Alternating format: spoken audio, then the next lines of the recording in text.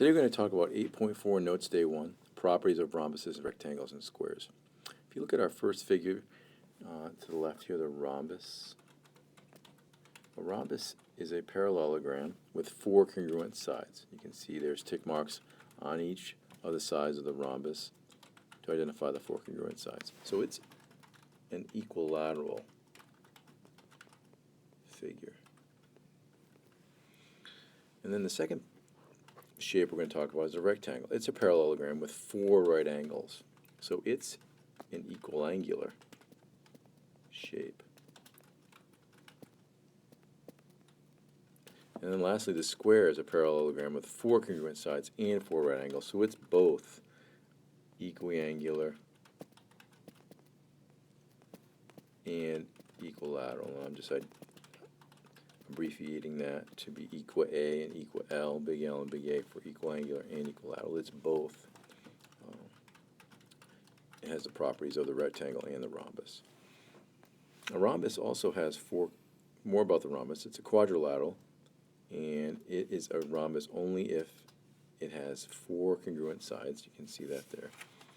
Its diagonals are perpendicular, and you can see if I complete that in the middle. Those are 90 degrees in the middle, there where those diagonals meet. And then lastly, each diagonal bisects a pair of opposite angles. Okay, the word bisect means cut in half. So you can see if you look closely there that that angle is bisected into two congruent angles. And this one is as well on this corner. All four corners are bisected into two congruent angles. So those are the properties of the rhombus expanded. Four congruent sides, diagonals are perpendicular, and each diagonal bisects a pair of opposite angles. So if we continue on, more about the rectangle. It's a quadrilateral as well because it's a four-sided figure with opposite sides parallel and opposite sides congruent. It has four right angles. You can see the rectangle has four right angles. We talked about that. But its diagonals are congruent, so you can see that they have tick marks. There's tick marks on each of these diagonals. Okay, they're congruent in the rectangle. So, in summary, you can see that the square sits alone in the middle of the Venn diagram because it has properties of both the rectangle and the rhombus. It has four congruent sides like the rhombus, and it has four right angles like the rectangle. In addition, its diagonals are congruent, its diagonals are bisected, and where the diagonals meet in the middle, it forms a 90-degree angle. Let's continue on with some more properties. Let's go to second slide here. Example 1. Name each quadrilateral, parallelogram, rectangle, rhombus, and square for which the statement is true. It's equilateral. Well, our rhombus and our square both are equilateral. They have four congruent angles. B. The diagonals are congruent. Talking about the diagonals here, our square and our rectangle both have congruent diagonals. And then finally, if you look at our obtuse angles, which ones have obtuse angles? Well, a parallelogram does, and a rhombus also has an obtuse angle. And lastly, this is letter D. The diagonals bisect opposite angles. The rhombus has that property, and if the rhombus has the property, the square does as well. You can see that wherever the rectangle, the rhombus have a property, like here, the square is always along for the ride. Okay, you can see the square is there, the square is here, and the square is here as well. Wherever the rectangle and rhombus are, there's going to be a square because remember, they share properties. Getting a couple more problems here. Example 2. Classify the special quadrilateral. Explain your reasoning. In this particular case, we know that the square, all sides and all angles are all sides are congruent and all angles are right angles. So we can set up 5y plus 1 equals 2y plus 4. Okay, because these two here are going to be congruent. Okay, and they have the variable y in it, so we can solve for y. And remember, the geometry only lasts for one step, and then that's algebra 1. And if you solve that, you get y as 1. Same thing with the x variable. You can see that the x's here are congruent, are part of congruent sides. So 5x plus 4, 5x minus 4, equals 3x. You can solve for x here. X equals 2. Moving along to example B, if you apply the property again, the rhombus, all sides are congruent. So if all sides are congruent, then you know that 3x plus 7 has to equal 6x minus 5. And you can see we do that right here. Geometry lasts for the first step, and then it's algebra 1, and we get to y equals 4 as our final answer. Another property that we need to be careful of is when we have a straight line, we know that the sum of the angles is equal to 180. Okay, these two are not congruent to each other. They're equal to 180. So 127 plus 2x minus 1 equals 180. We solve that, and we get x equals 27 for our final answer. Moving along to example 3. The diagonals of a rhombus intersect at point T, giving the measure of angle RPS is 30.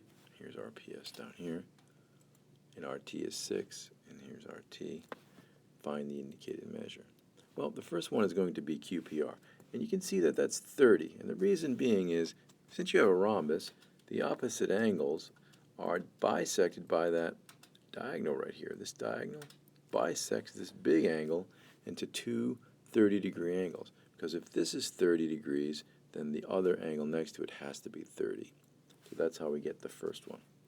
QTP is in the middle, and we know that the property of a rhombus when the diagonals meet in the middle is that all four angles are 90 degrees. So if we know that property, all those angles will be 90. RP is going to be 6 plus 6. Remember, the diagonals in a rhombus are bisected. So if this is going to be 6, then this has to be 6. 6 plus 6 equals 12.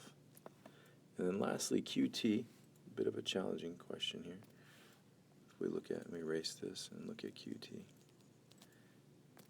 We can see that QT is right here.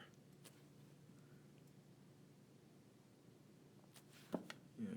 And we know that this angle here is 30 degrees. So this one has to be 60 degrees. And this is 90 right here. We know that. So this is a 30, 60, 90 right triangle. If we draw our formed triangle for the 30, 60, 90, we know that this is 2G, the hypotenuse. Okay, across from the 30 is going to be G, and across from the 60 will be G radical 3. Well, if we know that across from the 30 here is 2 radical 3, you can see that, then that is G. So G equals 2 radical 3. And we're trying to solve for QT, okay, which worked out nicely for us because QT happened to be across from the 30, so it was G, which was 2 radical 3. And you can see the calculation down here. And you can see that down here is the calculation.